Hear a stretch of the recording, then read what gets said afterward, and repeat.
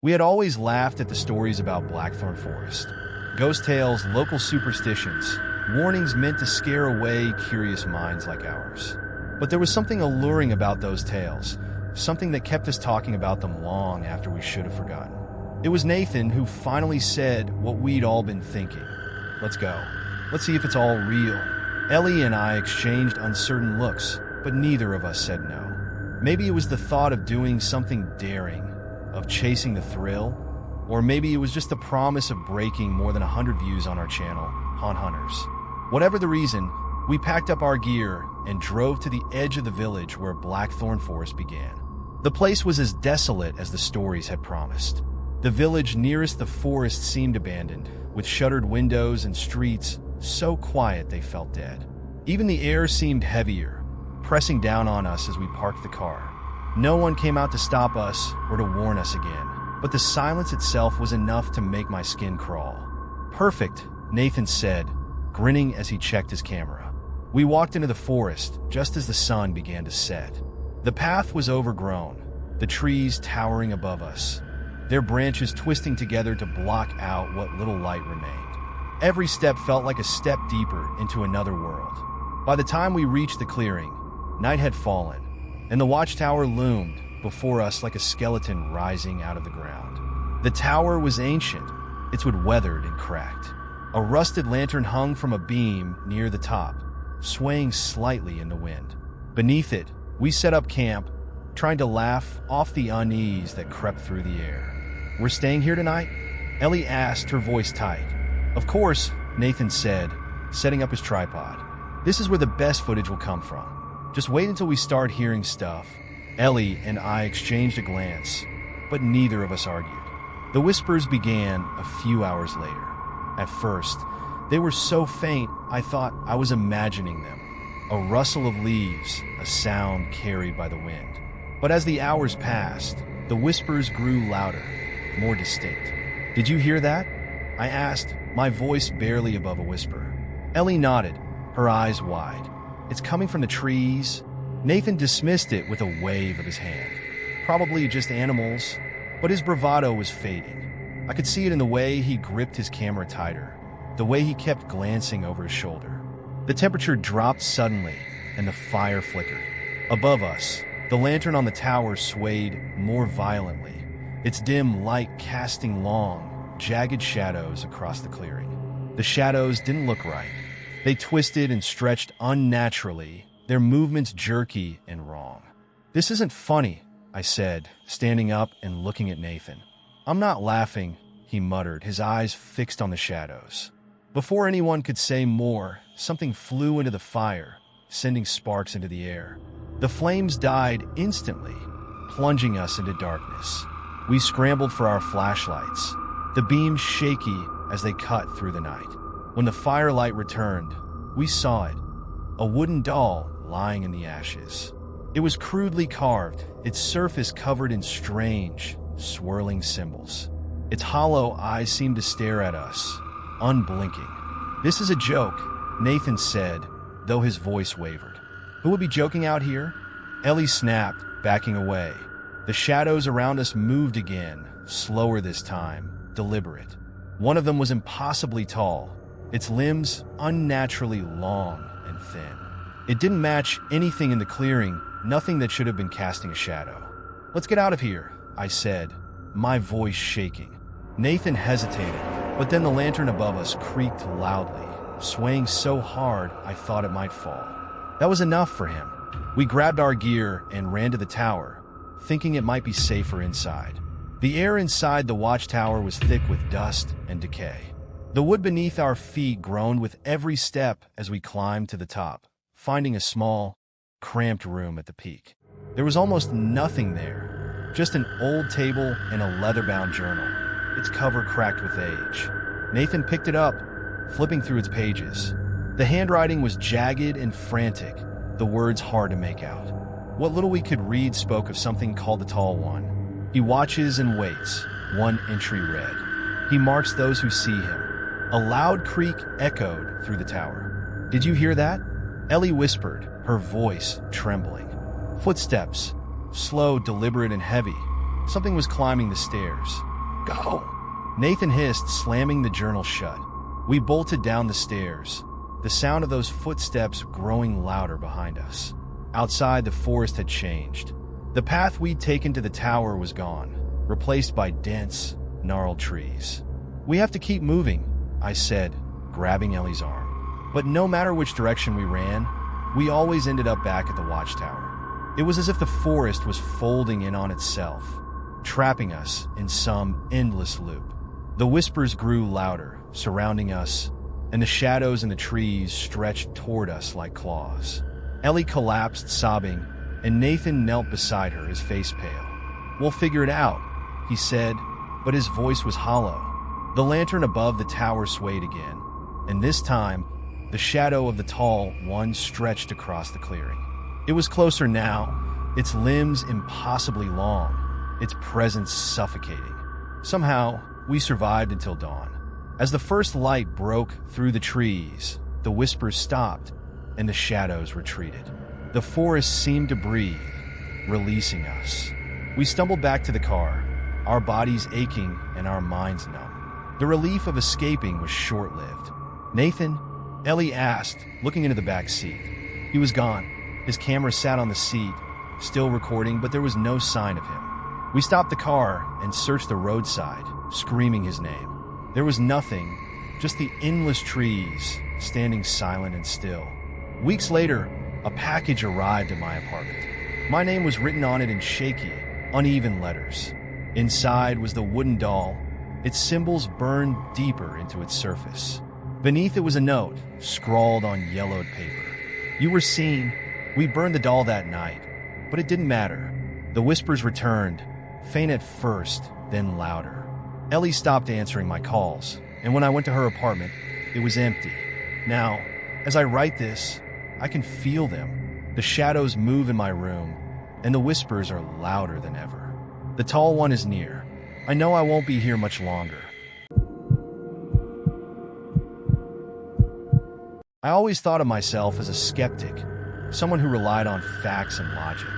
As a wildlife photographer, I'd spent countless nights under the stars, capturing the subtle beauty of nature. But nothing in my career had prepared me for what happened in the silent forest.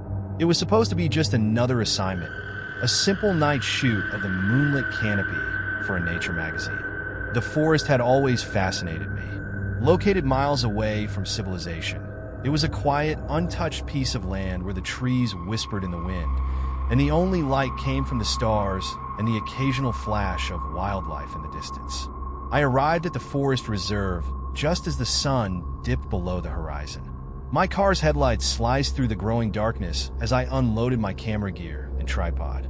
I took a deep breath of the fresh, crisp air and felt that familiar thrill of solitude. The moon, nearly full, hung high in the sky, casting a silvery glow on the ancient trees. It was the perfect setting for the type of shot I had in mind: moody, ethereal, and quiet. The forest was still. No rustling of leaves. No distant calls of animals. The silence felt oppressive in a way that made the hairs on the back of my neck stand on end. I chalked it up to the isolation. After all, nature was unpredictable, and I was used to spending hours in the wilderness without seeing another soul. I set up my camera and adjusted the lens, framing the towering trees beneath the moon's pale light. The forest seemed alive, but in a way that felt unnatural. Every sound seemed magnified, every movement heightened. I snapped a few photos, reviewing them on the camera screen. Satisfied, I repositioned myself deeper into the woods, drawn by something I couldn't quite place. That's when I heard it, a faint rustling, as if something or someone was moving through the underbrush. My breath hitched. I turned, expecting to see a deer or some other woodland creature. But there was nothing. I stepped back, my boots crunching against the dry leaves beneath me. The rustling stopped, replaced by a whisper, so quiet that I could barely hear it. I paused, straining to catch the words. It was my name, Liam. The whisper echoed through the trees, as if carried by the wind, but the air around me was completely still. I froze, my heart pounding in my chest. I turned slowly, scanning the shadows between the trees. There was no one there, but I couldn't shake the feeling that I wasn't alone. Liam. This time, the voice was louder, more distinct, and it wasn't coming from any particular direction. It seemed to be all around me, reverberating through the trees, sinking into the earth beneath my feet. The hairs on my neck prickled, and every instinct I had told me to leave. I turned, ready to bolt back to my car, but as I took a step, I froze. Emerging from the shadows between two massive oak trees, a tall, faceless figure appeared. It was humanoid, but its proportions were wrong, unnatural. The figure stood still, its body blending seamlessly with the darkness around it, as though it was made of the very night itself. Its shape was almost fluid, shifting in a way that made my stomach churn. The whispers intensified, circling around me like a swarm of bees. My breath came in sharp, ragged gasps as the figure stepped forward, its hollow, echoing voice ringing out again. Liam, I couldn't move.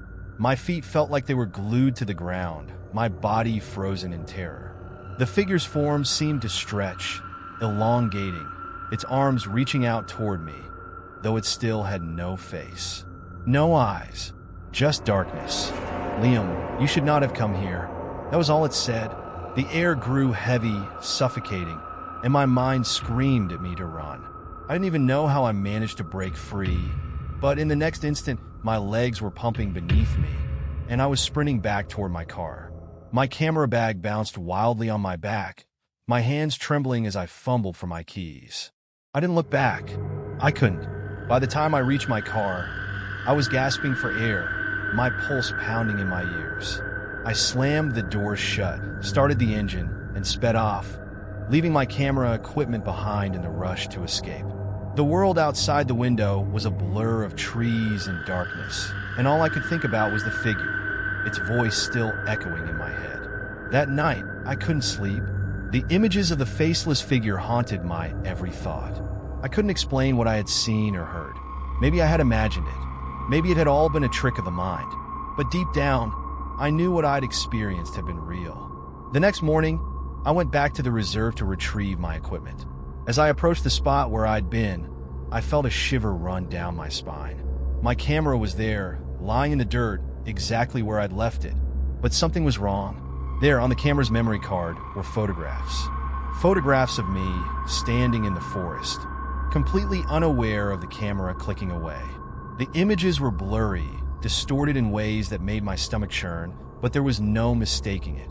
The photos were of me, alone, in the very spot where the figure had appeared. I didn't understand. How could these photos exist? I hadn't taken them. I hadn't been alone in the forest. I had been with that thing.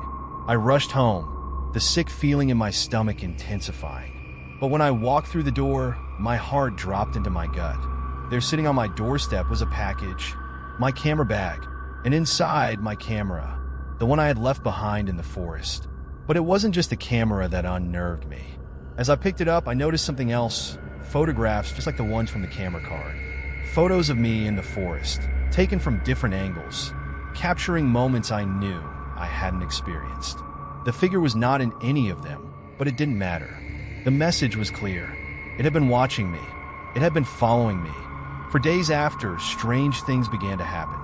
Fogged-up mirrors in my bathroom would display cryptic messages, written in handwriting that I didn't recognize. Stay away. I contacted the authorities, but they brushed me off, dismissing it as a prank or the work of some disturbed individual. But I knew it wasn't. I knew something dark had followed me home from that forest, and it wasn't going to stop. I avoided the reserve, but no matter how hard I tried, I couldn't escape it.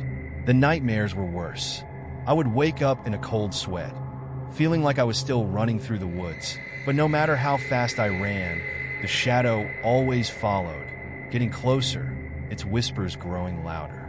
One night, as I drove home from a late-night errand, my car suddenly swerved. The steering wheel jerked violently, and before I could react, the car veered off the road, crashing into a tree.